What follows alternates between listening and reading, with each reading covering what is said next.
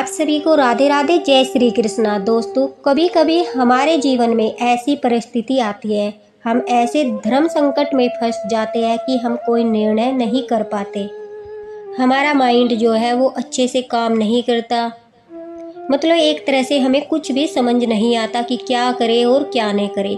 उस परिस्थिति में जब हम ठाकुर जी के सामने समर्पण करते हैं, ठाकुर जी से प्रार्थना करते हैं, उनके भक्त होते हैं कि हे ठाकुर जी, मुझे कुछ समझ नहीं आ रहा, मुझे कोई रास्ता दिखाइए, आप ही कुछ कीजिए, अब मैं सब कुछ जो है आप पर छोड़ता हूँ। तो उस समय पर जब हम पूर्ण समर्पण भाव से ठाकुर जी को जो है निर्णय लेने का अधिकार देते हैं, उस समय जो है ठाकुर जी हमारे जीवन रथ के सारथी बनकर हमारी समस्या का समाधान करते हैं।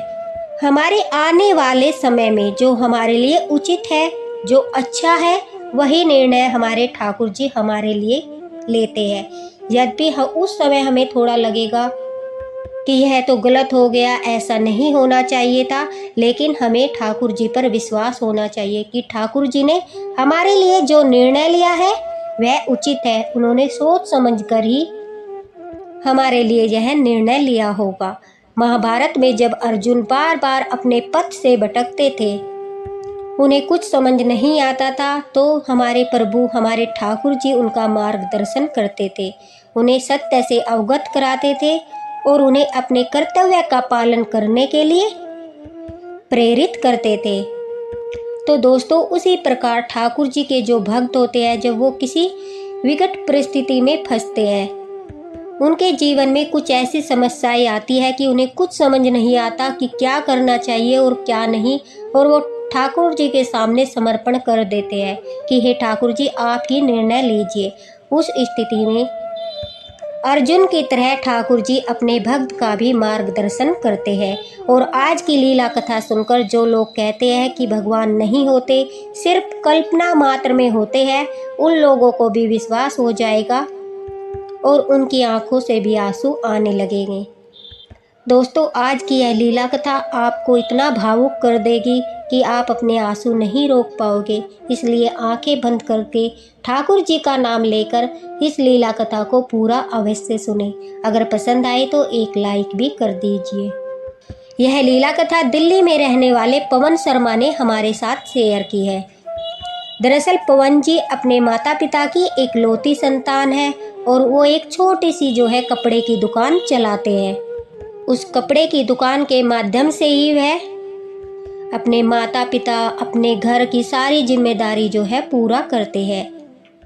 पवन जी कहते हैं कि जब मैं 21 वर्ष का हो गया तो मेरे माता पिता ने जो है मेरी शादी करने का निर्णय लिया और 21 वर्ष की आयु में जो है मेरी शादी हो गई।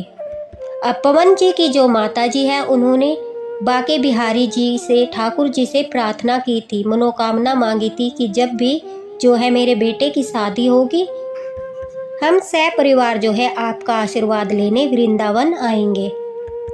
बाके बिहारी जी में उनकी अटूट श्रद्धा थी। उनके माता पिता पवन जी सभी जो है ठाकुर जी के अनन्य भक्त है। घर में ठाकुर जी की सेवा होती है। पवन जी कहते हैं कि मेरी शादी के बाद जो है मेरे माता पिता और मेरी पत्नी, हम सब मिलकर वृंदावन बाके बिहारी जी का आशीर्वाद लेने पहुंच गए। वहां अच्छे से दर्शन किए, बिहारी जी का आशीर्वाद लिया। आते समय जो है उनकी पत्नी ने लड्डू गोपाल जी का विग्रह लेने की इच्छा व्यक्त की। अपनी सास से कहा कि माताजी, मैं जो है लड्डू गोपाल की सेवा करना चाहती हूँ। मेरा काफ़ी दिनों से मन था, लेकिन मैं यही सोच रही थी कि शादी हो जाए, उसी के बाद जो है मैं लड्डू गोपाल की सेवा करूँगी। अब बहू की ऐसी बात सुनकर बिहारी जी का भक्त परिवार काफ़ी खुश होता है कि चलो, हमारे घर में जो लड़की आई है वो भी ठाकुर जी में श्रद्धा रखती है, विश्वास रखती है। पवन जी कहते हैं कि मेरी पत्नी ने छोटे से बाल गोपाल लड्डू गोपाल का विग्रह लिया। यही कोई 5 नंबर के लड्डू गोपाल जी का विग्रह लिया और हम बड़ा खुश होकर वृंदावन से घर आए। घर आकर लड्डू गोपाल को विराजित किया और घर में लड्डू गोपाल की सेवा शुरू हो गई। बड़े ही प्रेम से, बड़े ही श्रद्धा भाव से सभी लोग बिहारी जी के साथ साथ लड्डू गोपाल की भी सेवा करने लगे। पवन जी कहते हैं कि सच मानो तो लड्डू गोपाल के आने के बाद हमें ऐसा लग रहा था जैसे कि छोटे से लाला हमारे घर में पधार गए हो। हर वक्त उनकी अनुभूति होती थी और जो एक खालीपन सा होता है कि जिस घर में बच्चे नहीं होते वहाँ पर थोड़ा शांति होती है, तो अब घर में जो थोड़ी सी हमें अनुभूति होती थी कि जैसे हमारे नटखट लाला जो है पूरे आंगन में खेलते हैं, घूमते हैं। एक अलग सी एनर्जी घर में आ गई थी। सभी लोग, उनके माता पिता जो है पवन जी के, उनकी वाइफ पवन जी, सभी लड्डू गोपाल से इतना प्रेम करते थे जितना कि एक बच्चे से किया जाता है। अब पवन जी हमें बताते हैं कि उनकी शादी को इसी तरह से 3 साल बीत गए, लेकिन उन्हें कोई संतान नहीं हुई। लेकिन उन्हें इस बात का जरा भी दुख नहीं था कि उन्हें कोई संतान नहीं है, क्योंकि वह लड्डू गोपाल को ही जो है अपनी संतान के रूप में सेवा कर रहे थे और उन्हें अनुभूति भी होती थी। उन्हें कभी भी जो है संतान की कमी नहीं खलती थी। लेकिन दोस्तों, हम जिस समाज में रहते हैं वहाँ पर कुछ ऐसी मानसिकता वाले लोग भी होते हैं। तो ऐसे ही कुछ लोग उनके आस पड़ोस में थे जो आकर उनसे कहते थे, अरे 3 साल हो गए अभी तक जो है बहू को कोई बच्चा नहीं हुआ। पवन जी की मम्मी से कहते थे कि अरे बहू को मतलब कि बच्चा क्यों नहीं हो रहा है, क्या बहू में कुछ कमी है या फिर बेटे में कुछ कमी है। मतलब इस तरह की कह लीजिए कि मंद बुद्धि वाली बातें करते थे। तो उनकी माता जी कहती थी, अरे नहीं, ऐसा नहीं है, न ही बहू में कमी है न ही बेटे में कमी है। जब ठाकुर जी की इच्छा होगी तो वह संतान रूप में हमारे घर अवश्य आएंगे। अभी उचित समय नहीं आया है, या फिर बच्चे जो है अभी इस बात के लिए तैयार नहीं है कि वह अपने परिवार को आगे बढ़ाए। पवन जी कहते हैं कि इस तरह से माता जी जो है बात को टाल देती थी। अब पवन जी कहते हैं कि उन लोगों के जाने के बाद माता जी के मन में भी कहीं न कहीं यह इच्छा रहती थी कि अब तो जो है काफ़ी समय हो गया, एक बच्चा हो जाना चाहिए। और दोस्तों देखिए, हर माँ बाप की इच्छा होती है। बेटे की शादी के बाद जो है वह प्रतीक्षा करने लगते हैं कि घर में बच्चे की किलकारी जो है कब गूंजेगी। उनके माता पिता की गलती नहीं है, हर माँ बाप की यही इच्छा होती है। अब पवन जी कहते हैं कि माता जी जो है उनके सामने कुछ नहीं बोलती थी, लेकिन उनके जाते ही वह उदास होकर बैठ जाती थी। पवन जी और उनकी पत्नी को बुरा नहीं लगता था, क्योंकि वह तो ठाकुर जी की सेवा कर रहे थे, लड्डू गोपाल को जो है संतान मान चुके थे। और जब हम सच्चे हृदय से लड्डू गोपाल को अपनी संतान रूप में सेवा करने लगते हैं तो हमें कभी भी जो है बच्चे की कमी महसूस नहीं होती, और ये बिल्कुल सत्य बात है। अब समय बीतने लगा। 3 साल के बाद उनकी शादी को अब पूरे 5 साल हो चुके थे, लेकिन अभी भी जो है बच्चे की कोई उम्मीद नहीं थी। उन्होंने ट्रीटमेंट भी कराया, सारी रिपोर्ट्स नॉर्मल थी, मतलब कोई प्रॉब्लम नहीं थी। तो पवन जी हमेशा अपने माता पिता को यही समझाते थे कि जब ठाकुर जी की इच्छा कृपा हम पर हुई तो हमारे घर में भी खुशी आएगी।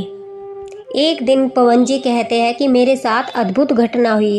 रात के समय जो है मुझे एक छोटा सा बच्चा खेलते हुए दिखाई दिया। वो कभी मेरी पीठ पर चढ़ रहा था तो कभी वह मेरी गोदी में आकर बैठ रहा था, मेरे साथ बातें कर रहा था, मुस्कुरा रहा था, कभी खिलौना लेने की हट कर रहा था तो कभी कुछ इस तरह से। मतलब जो है एक छोटा सा बच्चा, बड़ा ही सुंदर स्वरूप, गोल मटोल, बड़े ही सुंदर नैन। पवन जी कहते हैं कि मैं उस सपने को जो है आज तक भी नहीं भूल पाता। इतना सुंदर अद्भुत दृश्य था, और वह मेरे लड्डू गोपाल ही थे जो मुझे सपन में दर्शन दे रहे थे। पवन जी कहते हैं कि मैं उस सपने में जैसे एक पिता अपने बच्चे के साथ खेलता है, बातें करता है, वो सब अनुभूति कर रहा था। मतलब वह मुझे पिता होने का सुख दे रहे थे। और कितने सौभाग्य की बात है कि स्वयं ठाकुर जी बाल रूप में मुझे पिता होने की अनुभूति करा रहे थे। मेरा मन आनंदित हो गया और मैंने सुबह उठते ही सबसे पहले अपनी पत्नी को अपना वह सौपन बताया। तो दोस्तों, शाम के समय में ही जो है अचानक से पवन जी की वाइफ है जो उनकी तबीयत खराब हो गई। अब वह उन्हें डॉक्टर के पास ले जाते हैं तो उन्हें जाते ही खुशखबरी मिलती है। दरअसल पवन जी जो है वो पिता बनने वाले थे और लड्डू गोपाल उनके साथ रात को स्वप्न में आकर उन्हें संकेत कर रहे थे। और यह सत्य है, जब भी आपको कोई बच्चा सपने में अपने आंगन में खेलता मिले, झूला झूलता मिले या फिर खिलौने मांगने की हट करे और आप लड्डू गोपाल की सेवा करते हैं, तो साफ साफ समझ जाइए कि वह बाल गोपाल है, आपको संकेत कर रहे हैं। आपको जल्दी ही एक पुत्र रूप में वह मिलने वाले हैं। पवन जी कहते हैं कि मेरे माता पिता सभी घर में बड़ा खुश थे। लड्डू गोपाल का, ठाकुर जी का हम सच्चे दिल से धन्यवाद कर रहे थे। आखिर हमारे जीवन में वह दिन आ ही गया जिसकी मेरे माता पिता को काफ़ी दिनों से जो है प्रतीक्षा थी। उनकी वाइफ जो प्रेग्नेंट थी, सारे महीने अच्छे से निकल गए। अब उन्हें जो है 9वां महीना लग चुका था और अचानक से उनके जीवन में एक घटना घटी जिसे सुनकर आपकी आंखों से भी आंसू आ जाएंगे। दोस्तों, जब पवन जी कहते हैं उनकी पत्नी को 9वां महीना लगा था, तब अचानक से उनका पैर स्लिप हो गया और वह फर्श पर गिर गई। गिरते ही उन्हें हॉस्पिटल में एडमिट कराया गया। जैसे ही उन्हें हॉस्पिटल में एडमिट कराया गया तो वहाँ पर जो है पवन जी कहते हैं कि गवर्नमेंट हॉस्पिटल था, काफ़ी भीड़ थी। उनकी पत्नी को जो है ज़्यादा प्रॉब्लम हो रही थी। इस वजह से जो है उन्हें लगा कि यहाँ पर अच्छे से ट्रीटमेंट नहीं हो पाएगा। होता है ना, गवर्नमेंट हॉस्पिटल में ना काफ़ी भीड़ होती है तो आसानी से ट्रीटमेंट जो है नहीं मिलता। तो उन्होंने डिसाइड किया कि वह अच्छे से अच्छे प्राइवेट हॉस्पिटल में अपनी पत्नी को लेकर जाएंगे और उन्होंने ऐसा ही किया। जल्द से जल्द उन्होंने बेस्ट हॉस्पिटल में उन्हें एडमिट कराया। वहाँ पर जाते ही डॉक्टर ने पवन जी को एक ऐसी बात बोल दी जिससे वह काफ़ी निराश हो गए। अब डॉक्टर ने उन्हें कहा कि हम आपकी पत्नी और बच्चे में से किसी एक को ही बचा सकते हैं और इनका तुरंत ही इमरजेंसी में जो है हमें ऑपरेशन करना पड़ेगा। दोस्तों, उसके लिए पवन जी को एक फॉर्म फिल करना होता था जिस पर उनके साइन लिए जाने थे कि डॉक्टर एक ही व्यक्ति को बचाएंगे, या तो उनके बच्चे को या फिर जो है उनकी पत्नी को। अब जो पवन जी की माता जी है वह तो रोने लगी, घबरा गई, क्योंकि इतने दिन से जो है वो बच्चे का इंतज़ार कर रही थी। अब ऐसी परिस्थिति आन पड़ी और पवन जी की भी जो है कुछ भी समझ नहीं आ रहा था कि क्या करे और क्या न करे। ऑपरेशन में जो है काफ़ी पैसा लगने वाला था। अब पवन जी के पास इतना धन भी नहीं था कि वह एकदम से जो है इतने सारे ऑपरेशन के पैसों की व्यवस्था कर सके। अब उनके ऊपर भारी संकट आन पड़ा था। उन्होंने इधर उधर रिश्तेदारों के पास फ़ोन किए, पैसा इकट्ठा करने की कोशिश की, लेकिन आप सभी जानते हो कि आज के समय में आसानी से जो है रिश्तेदार भी मदद नहीं करते। तो जो उनके कुछ अच्छे रिलेटिव थे, पवन जी कहते हैं उन्होंने थोड़े पैसे उन्हें उधार दे दिए, लेकिन अभी भी ऑपरेशन के लिए जो है पैसे कम पड़ रहे थे। उनकी पत्नी आईसीयू में थी और सवेरे उनका ऑपरेशन होना था। पवन जी को कुछ भी, सभी लोग जो है काफ़ी परेशान थे, न किसी ने खाना खाया था, रात हो चुकी थी और पवन जी जो है काफ़ी मुश्किल में थे। उन्हें समझ नहीं आ रहा था कि क्या करें। पहला तो उन्हें पैसों का जो है वो इंतज़ाम नहीं हो पा रहा था, दूसरा उन्हें यह निर्णय लेने में काफ़ी मुश्किल हो रही थी कि बच्चे को बचाया जाए या फिर माँ को बचाया जाए, क्योंकि उनके मन में यह चल रहा था अगर वह बच्चे को नहीं बचाते तो उन्हें लग रहा था कि एक पिता के रूप में वह हार जाएंगे, और अगर वह पत्नी को नहीं बचाते तो एक पति के रूप में वह हार जाएंगे। वह काफ़ी परेशान थे, ठाकुर जी का ध्यान कर रहे थे, उनका स्मरण कर रहे थे, उनसे प्रार्थना कर रहे थे, हे ठाकुर जी मुझे रास्ता दिखाइए, मेरा मार्गदर्शन कीजिए। प्रार्थना करते करते जो है वो रोने लगे। तभी अचानक से उनकी माता जी को जो है प्यास लगी और उन्होंने कहा कि बेटा मुझे थोड़ा पानी चाहिए। अब पवन जी अपनी माता जी के लिए जो है पानी लेने के लिए हॉस्पिटल के बाहर गए। तो दोस्तों, पवन जी बताते हैं कि जब वह पानी लेने के लिए बाहर गए तो उन्हें वहाँ मंदिर दिखाई दिया जो ठाकुर जी का मंदिर था, राधे कृष्णा जी का मंदिर था। अब अपनी माता जी को पानी देते ही पवन जी जो है मंदिर में जाकर बैठ गए और रोने लगे। बड़े उदास मन से प्रार्थना करने लगे, हे ठाकुर जी मेरा मार्गदर्शन कीजिए, मैं धर्म संकट में फंस गया हूँ, मैं मुसीबत में फंस गया हूँ, न ही मैं निर्णय ले पा रहा हूँ और न ही मेरे पास ऑपरेशन कराने के लिए जो है धन एकत्रित हो रहा है, क्योंकि काफ़ी पैसे जो है कम पड़ रहे हैं।